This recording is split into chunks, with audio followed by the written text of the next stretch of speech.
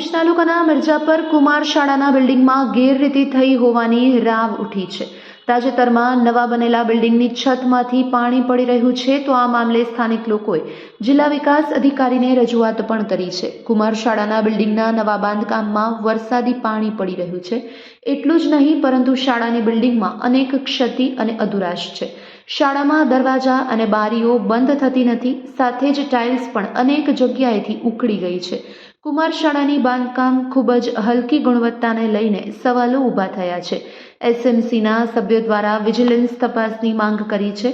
હાલમાં આ શાળા બાળકો માટે જોખમકારક હોતા બાળકોને હાલ ત્યાં બેસાડી શકાય તેમ નથી। આ શાળા પૂર્ણ ન થાય ત્યાં સુધી બાળકોને શાળામાં ન બેસાડવામાં આવે તેવી રજૂઆત કરવામાં આવી છે। મારું નામ ગોરી મુસ્કાન છે અને હું અહીંયાની રહેવાસી છું। મારા બે ભાઈ છે, અમીર સમીર અલી સ્કૂલમાં ભણે છે। ખુદાના કાસ્તા આ બાથરૂમમાં આપણે આમ પાણી ઢોળશું તો આખું આમ પાણી ભરાઈ જાય છે। ત્યાં અગર આમ પાણી બાથરૂમમાં અગર બાળક જાય ત્યાં લસકી જાય, એમનું માથું ફૂટી જાય તો એની જવાબદારી કોણ લેશે?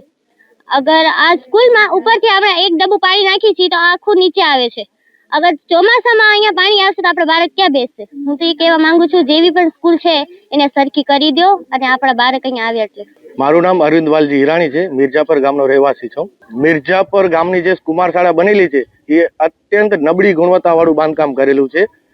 હું મિર્જાપર ગામમાં રહેવાસી છું। હું અઠવાડિયામાં 2-3 વખત અવારનવાર આ સ્કૂલની મુલાકાત લેતો હતો અને મને નબળી ગુણવત્તાવાળું બાંધકામ જણાતા મેં રજૂઆતો કરેલી હતી।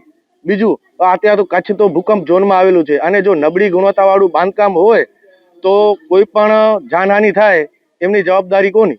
બાંધકામ શાખાની અંદર પણ અરજી કરેલી હતી, ત્યાં કનેથી મને કોઈ પણ જવાબ ન મળતા તાલુકા પંચાયતની અંદર પણ જાણ કરેલી હતી અને જિલ્લા પંચાયતની અંદર પણ મેં જે તે સમયે જાણ કરેલી હતી, પણ આજની તારીખ સુધીમાં મને કોઈ પણ પ્રકારનો જવાબ મળેલો નથી। હવે મારી એવી માંગ છે કે આ સ્કૂલને લેબોરેટરી કરાવી ચેક કરાવવામાં આવે, નબળી ગુણવત્તાનું કામ જણાતા આખી તોડી અને નવેસરથી પાકું વ્યવસ્થિત કામ કરવામાં આવે।